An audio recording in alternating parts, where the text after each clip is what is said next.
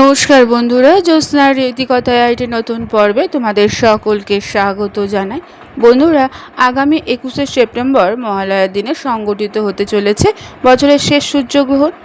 এই গ্রহণের সময় ভারত থেকে দেখা যাবে কি না, কখন গ্রহণ শুরু হচ্ছে, কখন শেষ হচ্ছে, এই সম্পর্কে নানা তথ্যাদি জেনে নেওয়ার জন্য আজকের পর্বটা তোমাদের দেখতে হবে।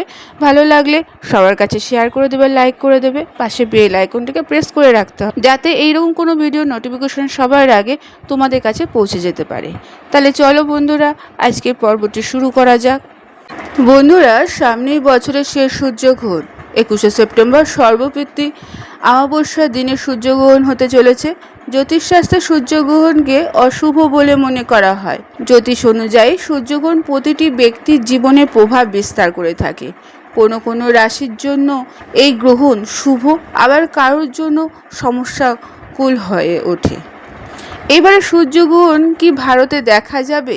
ভারতে কি এর সূতককাল মান্য হবে? এছাড়া সূর্যগ্রহণের সময় আরও নানা খুঁটিনাটি তথ্যাদি এইবার তোমরা জেনে নাও।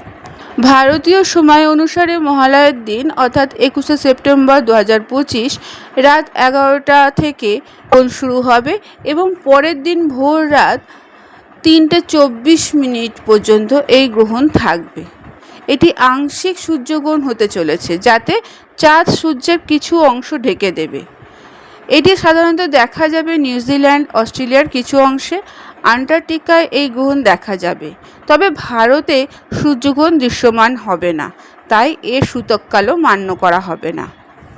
বন্ধুরা, সূর্যগ্রহণের সময় যে যে রাশির জাতক জাতিকারা সতর্ক থাকবে তারা হলো, বন্ধুরা, ভারতে দেখা না গেলেও সমস্ত রাশি, দেশ ও বিশ্বের এই গ্রহণের প্রভাব পড়বে।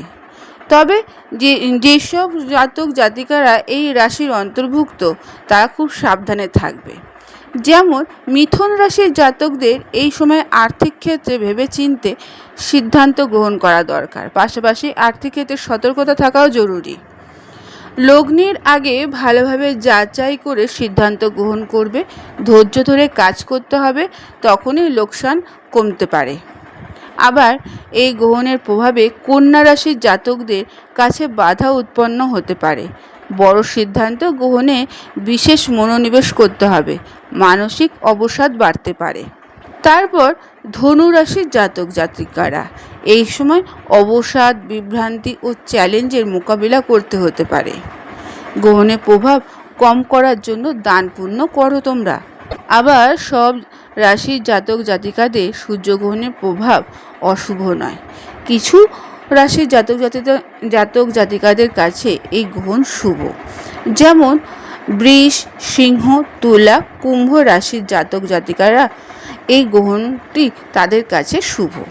এই রাশির জাতকদের লগ্নি ক্ষেত্রে বিশেষ মনোনিবেশ করতে হবে। আগে থেকে কোনো প্রকল্পে কাজ করলে তা যদি সফল না হয় তাহলে সেই প্রকল্পের সাফল্যের সম্ভাবনা এবার বেশি। সিঙ্গেল জাতকদের বিবাহের যোগ রয়েছে। বিদেশে যাত্রার সুযোগ থাকতে পারে এই গ্রহণের প্রভাবে। বন্ধুরা, আজকের পর্বটি এখানেই শেষ করলাম। এতক্ষণ আমার ভিডিওটি দেখার জন্য ও শোনার জন্য তোমাদের অসংখ্য ধন্যবাদ।